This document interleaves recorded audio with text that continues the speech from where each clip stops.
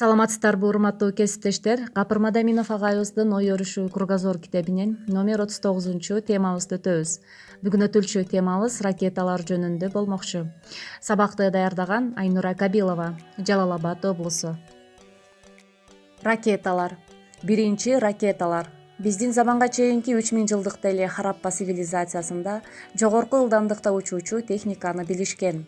1270-жылы Хубилай хан Фанчин шаарын камалоодо Византия инженерин чакырган. Алар селитранын жардамы менен атылуучу куралды жасашкан. Аны 1337-жылы колдонушкан. 18-кылымда Туркияда Хасан Челеби 7 бөлүктөн турган 50 килограммдык ракета жасаган. Мурат IV кызы Кая султандын туулган күнүнө аны учурушкан.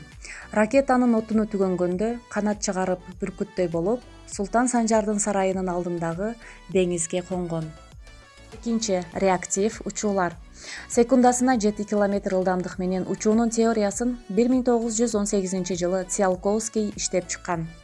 1921-жылы Герман Роберт ошолордун параметрлерин эсептеп тапкан. Пенемиунда нацисттердин ракета борбору түзүлгөн. 1944-1945 жылдары фон Браун Айга, Марска уча ала турган дискалетти жасаган. Бул атмосферанын жогорку катмарларынан өтүп чыга ала турган биринчи объект болгон. Планеталар аралык учуулар мүмкүн болуп калды. Германияда Европадан Нью-Йоркко жете турган баллистикалык Фау-2 ракетасы жасалган. Анын сырларын Макс деген генерал СССРдин контрразведкасына жалданып айтып коет. Үчүнчү космостук учуулар. Королёв белгилүү убакыттан илгерилеп 1947-жылы баллистикалык ракетаны жасаган. Ал 2000 км аралыкка жете алат.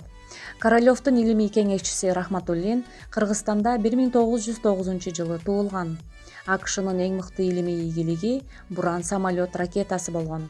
Ал эми космосту багындырган мамлекеттер Индия, Кытай, Иран. Иран 2000 км уча ала турган континенталдык баллистикалык ракеталарды жасайт. Ал эми Кытай 2003-жылдан Шэнчжоу-1, Ша-2, Ша-3, Ша-5 кемесин учурат. Индия 2008-жылдан бери Чандраян-1ди учурууда. Казакстан да өзүнүн космостук программасын даярдоодо. Дүйнөдө 19 космодром бар. 2020-жылы Кытай өзүнүн космостук лабораториясын курмакчы.